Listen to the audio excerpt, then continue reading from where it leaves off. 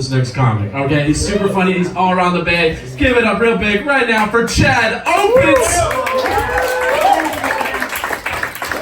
Hello.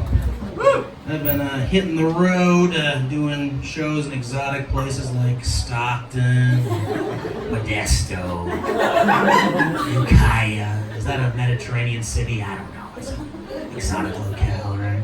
Crushing the 97 Camry, hitting the road. And I was going to Sacramento recently, and I was behind a car, and the bumper sticker on the car in front of me said, "I'm not drunk, I'm Chinese." And I was like, what the fuck? Like, you had to throw your ethnicity under the bus like that? Jesus Christ, what the hell? And I pulled up alongside as I'm passing, I looked over, and some white lady driving the car. So I called the cops to report a stolen vehicle. So I'm pretty sure she's been drinking too. There's a lot of lies on the back of this automobile, which is some bullshit.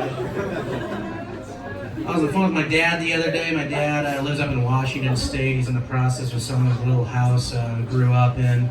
And he was like, "Hey Chad, is there anything you want me to hold on to from your childhood, you know, before I move? Like anything you don't want me to throw out? Maybe some like childhood awards you won."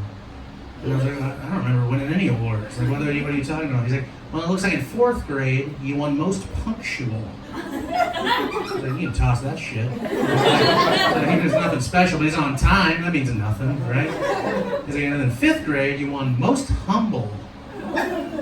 You can't even brag about that. It's like, it's horrible. They gave me a little plaque, and it's like, you can't hang that anywhere. That's what the most humble person would do, right? That's awful. Like if someone says, like, "You're so humble," the only thing you can say is, "No." I can't even agree with that.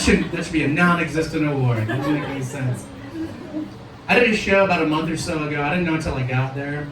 There was like a singles mixer where like everyone in the audience was single. All the comics booked were single. But I'm not single. They didn't even ask me. They just assumed. They were like, this guy ain't got nobody. This guy here's going home alone, right? The Lord of the Rings erotic fan fiction. You got a date? Yeah, you got a date with Reddit and some stepmom porn, your grocery outlet, Jack Black. No one's buying it! The Ross dressed for less Galifianakis looking piece of shit. Get out of here! Fucking mean. I'm glad to not be dating. I was on a date one time, I date noticed I have an asthma inhaler. She's like, "What is that thing?" I was like, "That's my asthma inhaler." She's like, "What do you use that for?" I was like, "My asthma?" She's like, "Well, when do you use it?" I was like, "If I like strenuously exercise." She looks at me, she goes, "So never?" It's so mean. Like being on a date with Don Rickles, just getting roasted. It was brutal.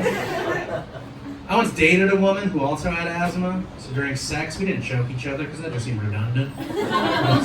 Neither of us are breathing properly to begin with here, right? Like, that's not a disaster. We sound like 2 pugs fucking right now. A wildly erotic experience for everybody involved, right? If I get hit on, which isn't super common, but if it does occur, it's almost always large burly gentlemen. You know, take a shot at me.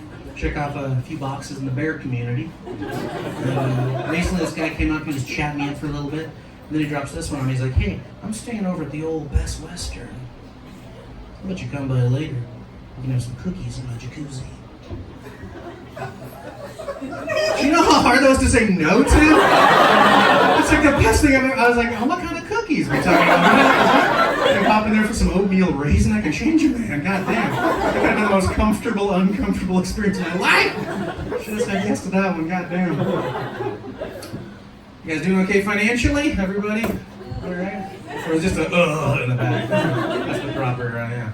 I always ask because like getting into comedy for the money is like getting into Dungeons and Dragons for the sex. It's a bad financial move. I don't know what the hell I'm thinking. I'm always looking for like fun, like cheap, affordable things to do around here, which is very difficult. But I found something recently I'd never done before. I went to the horse races in Berkeley, Golden Gate Fields. Because if you go on Sundays, that's dollar days. And everything's a buck, like beers, mimosas, hot dogs. And it's this crazy juxtaposition of like highbrow and lowbrow on that day. There's people that are all fancy, decked out, looking great. Then characters like me, with mustard in their shoe, swilling Miller High Life, been on a horse because his name is Golden Donut, and I don't know what the fuck is going on. Just enjoying being in that realm for a little bit. And I thought it was awesome. I want to see more things like that in other areas of culture you might not expect. Like, anyone here enjoy opera at all? Oh yeah, I like it too, but I can also see why people would like really not enjoy it because it'd be super like stuffy and exclusive. I think they try and open it up a bit more at times, like appeal to different demographics. Like how rad would it be to go to the opera one day and see something like this? Thank you for coming to enjoy Leon Cavello's tragic masterpiece, Pagliacci. But don't forget our late night Saturday opera. We'll be bringing you Paul Verhoeven's 1987 action classic in a whole new way with Robo-Copra. Dead or alive, you're coming with me. Is that you, Alex Murphy? Scum corporations make me sick. I once shot a dude in the dick. Look out! It's at 2:09. Boom. Boom. Boom. Boom. You have 10 seconds to comply, and if you don't, I will make you die.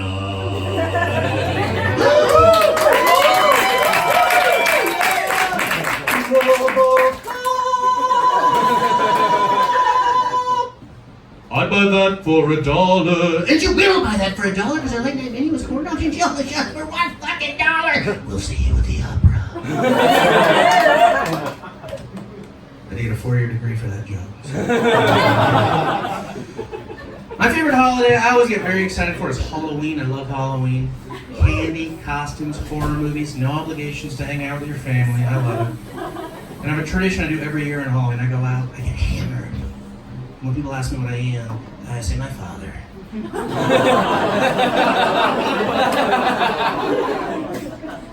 When my dad drives through a neighborhood and sees one of those signs that says, drive like your kids, live here, he just turns around and drives as fast as possible. Kind of a dick. Does a lot of drinking, but he only ever drinks one thing. He only ever drinks Coors Light. That's the only beer I've ever seen my dad drink. And I never knew why that was the only one. Maybe it's because he's cheap, it's available everywhere. Or maybe he was swayed by advertising, I don't know. But I once saw a statement on a bottle of Coors Light I'll never forget. It said, experience the legendary taste of Coors Light. What the fuck are these legends? What could they be?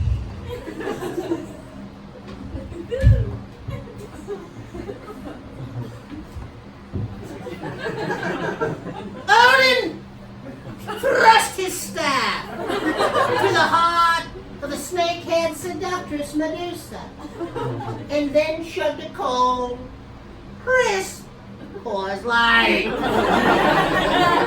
The mighty Thor swung his hammer and parted the seas with Poseidon beside him, and then knocked back a cold, delicious Coors Light.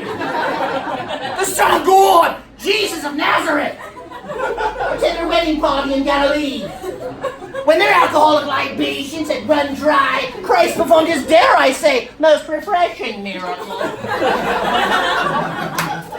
He took me water, not some boring, bourgeois, bullshit wine! No, far from it!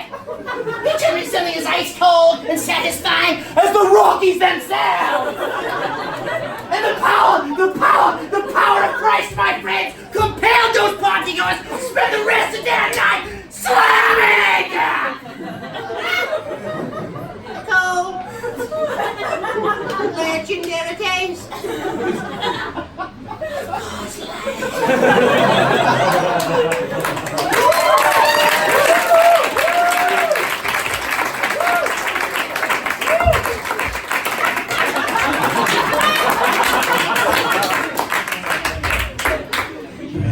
To get a few more steps in my Fitbit. So, you guys are awesome. Thank you so much for coming out tonight, guys.